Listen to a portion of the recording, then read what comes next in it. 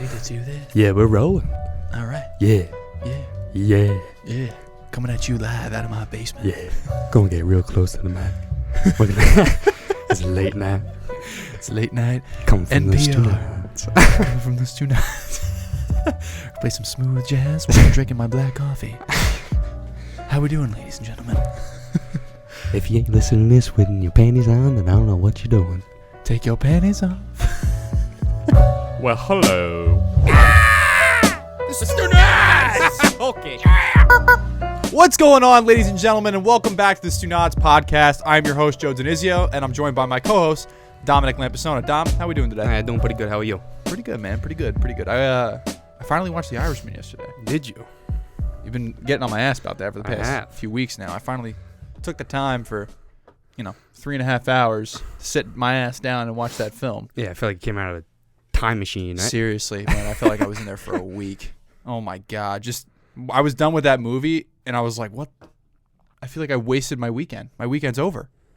It's an experience, I'll tell you that much. Yeah. No, it was really good, but we'll definitely get more into that. I want to talk a little bit about the Conor McGregor fight. Who the fuck is that guy? Sure. McGregor's back, man. He's back. He's fucking That back. fucking guy. But it was different this time out with this fight. You Yeah. know what I mean? It was a different Conor McGregor. Even though we'll get into it, he says that he hasn't changed. He's still the same Conor McGregor, and he's still being real. Yeah, I don't think so. I Yeah. mean, going into it, you have to think about it. He was coming out of he was a UFC fighter, MMA fighter that crossed paths and went to fight one of the best boxers ever, Floyd Mayweather. You know what I mean? So it's like going into that's already like an act in itself. Mm-hmm. You know, because that's a big event. That's just to make money. That entire event was just to make money. You know that. But everybody went to go watch it because it was something that was never done before. True. You know, so he came off that in a win-win situation.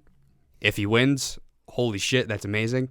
If he doesn't, all right, I'm still a big payday. That's still, yes, a lot of money. And You also have that under your belt, being like, all right, I went in the ring with Floyd Mayweather. Yeah, with one of the best boxers. I love at the end of that fight too when they're interviewing him, and he's just like, I don't know why you stopped the fight. Let me wobble back to me corner. Yeah.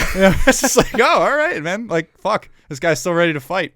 Well, the thing is too, like if you rewatch the fight, I remember there was times where like he would go and like Try and grapple him. yeah, because That's just how that's he just is, the instinct man. at that point. It's force of habit. Yeah, man. I can't even imagine how frustrating that must have been. Yeah, I mean, it was still fun to watch. But I want to talk a little bit about like how he was. It was a different approach when he was with this fight against Cerrone. During the press conference, he seemed more comfortable. Mm-hmm. He seemed relaxed and surprisingly like more mature. And I don't know, man. The press conference was fun to watch. You know what I mean? It was. I watched it. Just to see the different side of McGregor. You know what I mean? Yeah. Well, again, going back to my point, it was at least August, so it was over a year. He comes back to Octagon. Yeah. And he's fighting one of, I guess, considered one of the best fighters in Probably UFC right now. Probably the best fighter.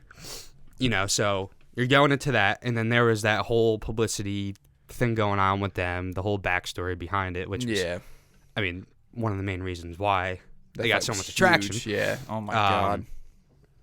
But yeah, you're going into that, coming off a high from making so much money, this huge event that you're a part of. Yeah.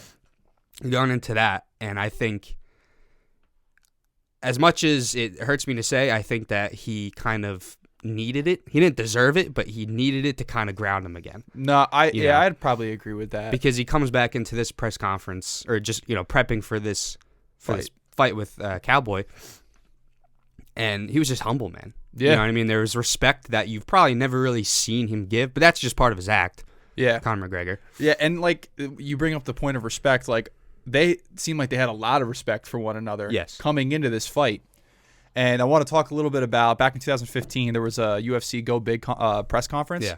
And Cerrone said that McGregor had no right coming up to the 155 weight division because McGregor was saying how like, oh, they're stuck in the mud. You know what I mean? Like he's just like, oh, like you have no right coming up here. Right. You know, like you haven't fought anybody. Like sit down. Like kind of like that thing. And what did McGregor do?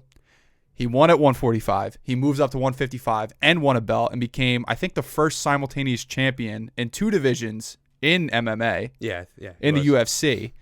So I think coming into this fight, being that McGregor proved Cerrone wrong, Cerrone was like, all right, I'm going to tip my cap. You know what I mean? I'm going to tip my cap to this guy. He proved me wrong. He has my respect. And, even Cerrone himself is a very successful fighter. You know what I mean? Even though, despite what some people are saying, how he's on his way out. But he was also, too, I think he said in the press conference, like, this was probably his biggest fight he ever got for himself. So I thought that was kind of cool, too, where it's like, he's this guy that's been around, he's aged, he's experienced, and never had an opportunity to get such big of an event. And he finally had it. I think that was another thing why he loved the opportunity for it. Yeah. But you can tell, I mean, again, this is kind of the first time I really, like, studied Cerrone.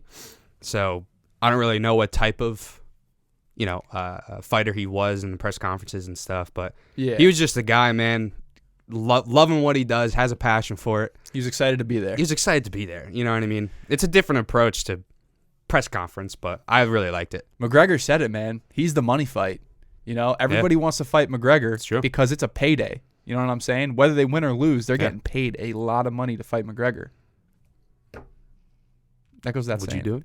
Would I fight McGregor? Yeah, if you're getting like, say you were getting like 1.5 mil to go against McGregor and get your fucking ass beat. Yeah, I'm taking it. You're taking it? Yeah. Knock me out, McGregor. Like, what the fuck is this guy doing here? That was terrible. Yeah, $1.5 million to fight McGregor in the octagon. Yeah, McGregor. Honestly, take me down in 30 seconds. I really would not get. I would do it. It's a $1.5 million. First of all, you're going against McGregor, who I love this dude. But yeah, the fight itself, man. Holy shit. We paid $65, split it amongst, 6 of us? Yeah. For 40 seconds. Yeah. And it was probably one of the best 40 seconds I've ever seen in my life. It was. He came out, He came out with a... He came out, first of all, he came right at Cerrone. Yeah, he came right at him. He dodged it. He missed his first punch. He missed his first punch, but then somehow it was accidentally, but he like got him with like a knee in like the stomach or like in the ribs or something. Got him locked up. Oh my God. Shoulders, man. Oh yeah, the shoulder shot. Sorry. Dude, the shoulders, it was, those were devastating. And I don't think Cerrone was expecting it. No, he was not expecting the first one, the second one, the third one, and then the fourth one. Dude, and I think it was the second one where he broke his nose. It had to be. And when I feel like if you're fighting someone and your nose gets broken, that's it. You're done. And he was done because as soon as they left the grapple, McGregor kicked him, got him up against the fence, and just started beating the shit out of him. Because you have him at that point. You just got to finish him. And then it was TKO. Yeah. He was fighting at 170. Yeah. He got beefy, dude. He's a beast. Yeah. And he's always had a frame like that. He's always had a very broad, like a broad chest and kind of strong shoulders like Yeah. that. You add mass onto that thing. Oh my God. Yeah. He was looking good. He was looking strong. He was looking fit, looking healthy. And he was fast too. Yeah. He was quick at 170. Yeah. Which is crazy. Kind of unexpected. Yeah. Oh man, it's like he said. He was what, 5'8", 5'7"? I don't know. 5'8". But it's like he said, 170. man. You're all stuck in the mud. And I don't think the way he treated the press conference was him changing or anything. I kind of hated that people thought or were asking him questions like that. Yeah. Because you're becoming a vet. I mean, he's a vet at this point. Yeah. He's still young. He's still going to keep going. He's been there. He's done it. And it's funny you bring that up because, like, in interviews after the fight, he kept saying how grateful he was and he's ready to work for whatever opponent is in front of him next, whether at staying at 170, going back down to 155, whatever the case may be. And then it's like you said, people are constantly asking, is this a new McGregor we are seeing? It is. He's at 170. Oh, yeah. Physically, Physically, sure. yeah. But, and it's not a new McGregor. I think it's an advanced McGregor. It's just you're becoming a better athlete. But is this a new McGregor we are seeing? Personally, no. It's like he said in the interview, he's like, I'm being real. Whatever the situation calls for. I want it to be natural. I don't want anything to be forced. And then they asked him, like, no Billy Strutt after the win. And he goes, nah, like, it wouldn't have been right. It wouldn't have been right to Cerrone. It wouldn't have been right for the situation. You know what I mean? Mm-hmm. Is this a new McGregor? No. but because there was a lot of respect in this fight, people are thinking like, oh, it's new. It's new to see him act like this. Like it's McGregor becoming literally the best UFC fighter, I think. Yeah. Well, next topic. We're going to talk about the 92nd Academy Awards. Well, and the Oscar goes to. Speaking of the Oscars, let's talk about a little bit about some of the Best Picture nominations. The Irishman. What was your thought? Wow, The Irishman. Well, I finally watched it, and I remember an hour in.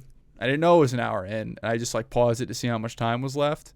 And when I saw 2.5 hours, I'm thinking to myself like, holy fuck. You know what I mean? Yeah. I'm like, wow, like there's just so much the movie already gave to me, and there's so much more still to come. Yeah. But I thought the film was very well done. It was dense, man. It was fucking like this goes through so much history. Mm-hmm. There's so much dialogue. Other than that, though, the performances from everyone in the film was fantastic. Despite the fact of being a Netflix film, this is definitely a step forward for streaming services, especially for the fact that it is up for a couple of Academy Awards. So I've seen so many movies with Joe Pesci, Robert De Niro, Al Pacino when they were in their prime, right? And the movies are 2 hours, 2.5 hours, very well done, very well performed. Now, they're old as shit. The movie had to be 3.5 hours. They're moving a lot slower now. You know what I'm saying? I think so. Well, Scorsese, I remember he said it a bunch of times, but it was the scene where Al Pacino and Jimmy Hoffa, he's sitting with his family, and they're watching the Kennedy. I think Kennedy got elected or something. They're watching on TV. Yes. And he gets up from the chair, and he walks away, like, pissed off. Yep. And Scorsese was saying the first take, he got up and walked away. And then the CGI guys came over and was like, he's supposed to be 42 or something like that. Uh-huh. And he got up like he was his age, whatever. What is he, like late 70s? Dude, yeah, you want to talk... So it's hilarious. So like just for him, his body language, getting up, he had to act like he was 40-something. I'm like, oh my goodness. You want to talk about the de-aging in the movie? Let's talk about the one scene where Robert De Niro comes home and he finds out that a store clerk pushed his daughter. Oh my God. Everybody that I talk to says about this. Because you can... It's just bad. It's bad. They should have done it's something so bad. with it. If anybody has not seen The Irishman, or you don't want to sit down and watch a 3.5 hour movie, just Google or YouTube Robert De Niro fighting in The Irishman, and I'm sure it'll be the first thing to pop up. It is hilarious. I found myself cracking up. He is supposed to be like late 40s, 50s, whatever, and he goes to the store because a clerk pushed his daughter for breaking something in the store. He throws him out of the store and is like trying to beat him up on the side of the street. But despite the fact that he looks de-aged, he is moving and punching like he is a 70-year-old man. His little T-Rex arms when he's kicking him. Yeah. It's got these like little short-strided kicks. And like they're slow. You can tell there's no power behind them, yet the sound effect sounds like he's being hit with a baseball bat. I was talking to my brother last night, and he's like, there's no way Scorsese looked at that and was like, yeah, that's good. Probably. I don't know. They probably didn't really even think. I honestly have no idea. I hope not. I really hope not. But yeah, like, just Google it, guys. A lot of people couldn't get over the fact of the de-aging, though. Like, in the beginning, you're like, okay, you kind of like are studying how they're looking at, because you know it's all computer-generated stuff. Yeah. But you kind of get used to it and you get over it. Well, and a lot of people just couldn't. I'm like, all right, just you have to understand. They couldn't, but you couldn't go in and bring different actors and play it. That would just make everything even more complicated watching the movie. You couldn't be able to follow it the same way. True. Like, you look at Goodfellas. Yeah. That whole beginning, like, it worked perfectly because you have a kid. They're showing his as he's growing up. Mm-hmm. What was he, like 15, 16? Yeah, something like that. And then you jump to Ray Liotta playing him. Like, that's fine. Yeah, like that works. You know what I mean? But I think that's what makes the movie so much better in that second half. It's because the de-aging is done. They're playing themselves. It's more believable, and just so much shit happens. And it makes it so good, man. Especially that last hour, because so much stuff happens. And, like, it's sad, man. It really is sad, because I think the way this movie ends is a fear for a lot of people when they get old. and it's that fear of being alone. Mm-hmm. And it really does hit you, So you did like that whole ending? Yeah. Last. Yeah, it was very emotional. Mm-hmm. I think. I mean, like, wasn't like tear jerking or anything like that, Mm-hmm. but I mean, It hits you. but yeah, just like I think everybody, I would hope everybody at some point, just they have this a fear of just being alone, having no family, Yeah. no one around them, and just withering away, Yeah. And unfortunately, that's how things play out for Frank in this movie. I'm happy that because my dad watched it first. My parents watched it, and then nice. they kind of. I knew a small percentage of what the movie was really about. Right. And then my dad kind of gave me his whole story. I mean, he watched it. He obviously didn't spoil it, but just gave me what I needed to know to go into it. Mm. So I would recommend anybody that hasn't seen it yet, go and study who the real people are, who Jimmy Hoffa is, who Frank Sheehan is. Yeah. and at least just get some type of background into it. Yeah. Because I was even like Once Upon a Time, like you have to have some kind of background going into that movie, Yeah. knowing the Sharon Tate story. Yeah. It helps. Kind of just that era of cinema. Yeah, in the 70s. it helps just understand what's going on. And people are like saying how like, oh, it's too long. A movie could be cut down to 2.5 hours. The more I think about it, the more I'm like, it really is an experience, man. Like you go and watch that, and you have to spend a whole night or take 4 hours out of your day to go watch it, but Yeah. I think it's worth it, man. Yeah, but I mean, it probably could have been cut down a little bit. Maybe. I thought the beginning kind of ran a little too long. Yeah. Because I think they could have just got right to the point. And then once Jimmy Hoffa came in, I think that's when it completely took off. Well, yeah. Oh, yeah, 100%. Yeah, Al Pacino was awesome in this movie. He's 100% should be winning Best Supporting Actor. 100%. Yeah, I hope so.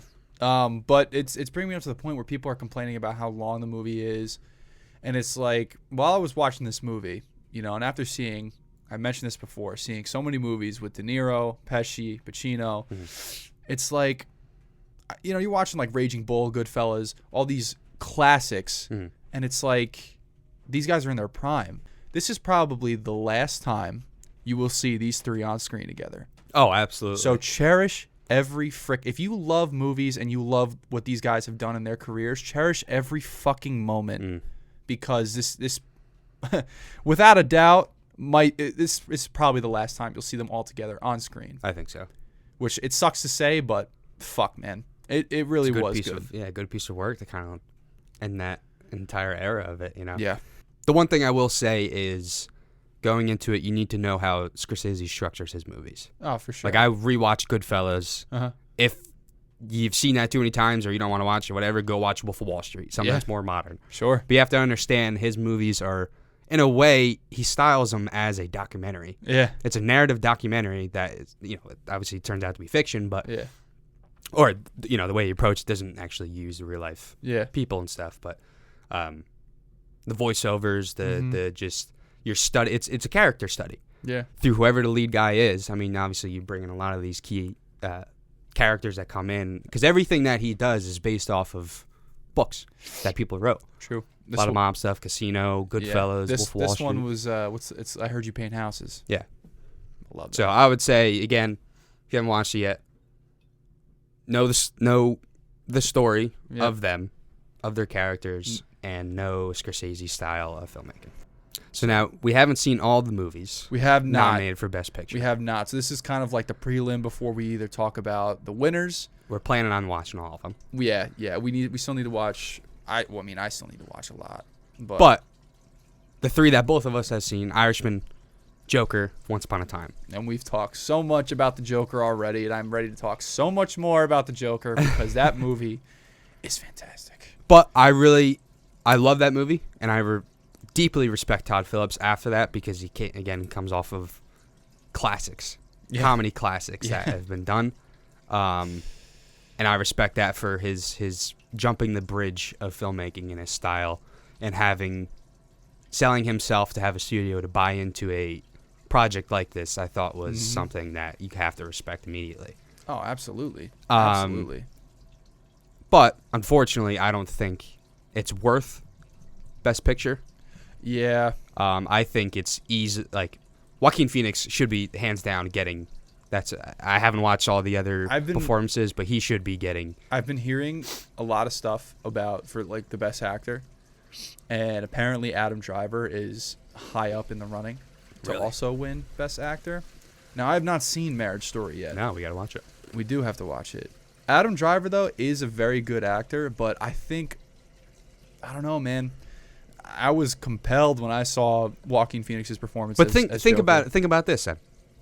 If you take Joaquin Phoenix and his preparation for the Joker, is it the same movie? Is it? No. Do you just throw in Joaquin Phoenix not losing weight, not getting Oh my deep God, dive no. into studying his character? No. Is it the same movie? It's No. not. I'm not going to discredit Adam Driver or the director of Marriage Story or anything, but Mhm. if you take another actor and replace him in there, give him direction, give him some backstory behind the character, Right. you know, can you do it with someone else? No. No. No, you can't. can you do Marriage Story with someone Oh, else? Marriage Story. Yes. Yeah. That's you can. kind of what I'm trying to back up with Joaquin Phoenix for Joker. I mean, let's You hope know? the Academy is thinking the same way we are. I mean, they like to hold themselves, higher up. What do you think Once Upon a Time will do? Once Upon a Time. I think Once Upon a Time could potentially get Best Picture. I think it's tough, man. Once Upon a Time's going up against 1917, which I heard is a very well-made film, and Parasite. I think it's those three: 1917, Once Upon a Time, and Parasite. And I could see. I would hope The Irishman is in the top 3 of who this should really I be. think based on like what it's winning at like SAG, Golden Globes, things like that, I don't think The Irishman really is in the top. Like, it's not. You don't think so? I don't. What else is Tarantino nominated for? For Once Upon a Time. He's probably directing. Is he screenwriting too? Original screenplay? I will go down the list for Once Upon a Time.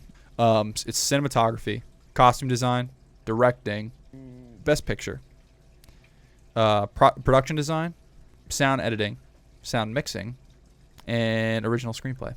I think it's going to win screenplay. Well, I think he has more of a reason to win for directing rather than screenwriting. Yeah, sure. Tarantino. Yeah. I think. Because you can take that story, right? You can take that script and go make that. Mm-hmm.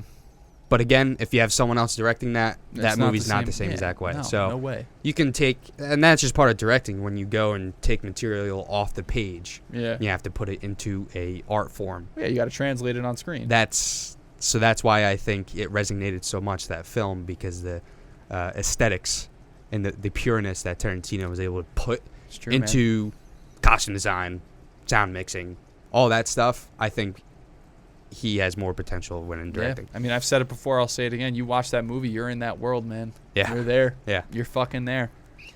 All right, Joe. All right. Ready? I'm ready. Would you rather segment? All right, Here we let's go. get it. All right, Dom. Rapid fire. Would you rather have to announce to everyone around you whenever you have to fart or pee your pants daily? Are you peeing your pants, or are you saying you got to pee, then go take a pee in the You bathroom? are pissing your pants. Or you just fart? Or you just announce that you have to fart. You have to announce it All in a right, room. So I'm announcing I'm farting. Then. Yeah, I'd probably pick the same. I'm like, oh, I'm going to fart. And just rip And it. then that's it. Just But you're rip like, it. oh, shit, I'm peeing my pants. And then you're sitting in your wet pants for the Oh, entire day. yeah. That was Stupid question. Next easy, question. Easy one. Would you rather fight 100 duck-sized horses or one horse-sized duck? One horse-sized duck. One horse. What? Yep. Are you sure? How aggressive are ducks? They could be very aggressive. They'll pluck you with your beak. Yeah, man. They'll fuck you up. I'm still taking on the one-on-one. The one-on-one? Mono e mono. Next question. Would you rather begin every sentence with "Hey, idiot," or end every sentence with "Haha, I was just kidding"?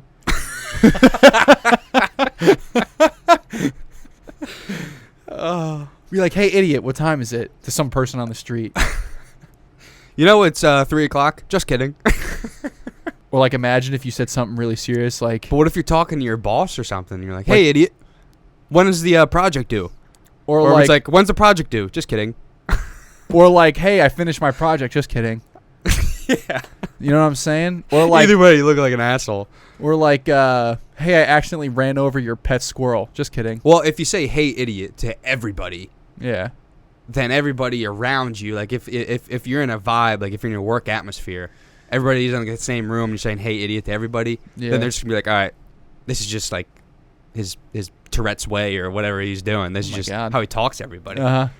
But if you're saying just kidding, Yeah. You know. Yeah, it sends a lot of mixed signals. it's like, well, you actually kidding, or So we're going with the hey idiot. Yeah, I before think I'm every going hey sentence. idiot. All right, Yeah. all right.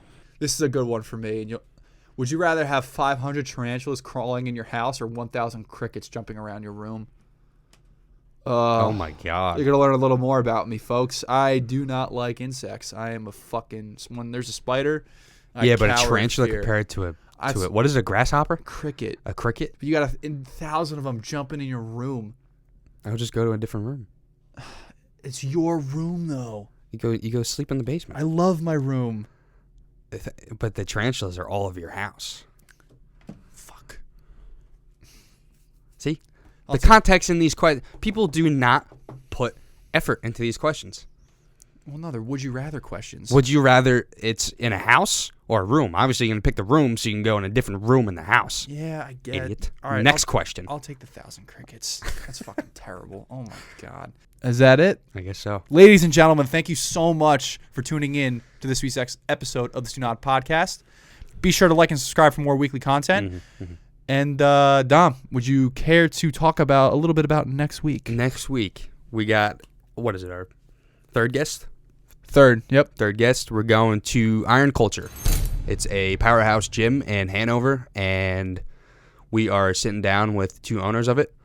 We've had some phone calls with them, following them on social media, stuff like that, so it's going to be one hell of an experience. It's going to be really awesome. They seem like really awesome guys. They have really cool backstories, so we're going to go there Saturday, shoot with them, get a lot of content, just have a content day and just making connections, collaborate, and see what comes out. It's going to be fun, man. I'm really excited for that episode. It's going to be awesome. Really awesome. But as always, I'm your host, Joe DiNizio. I'm Dom Lampasona. And as always, tuning off. Signing off. Stopping off. Stopping off. Yo, fuck you, dude. Woo!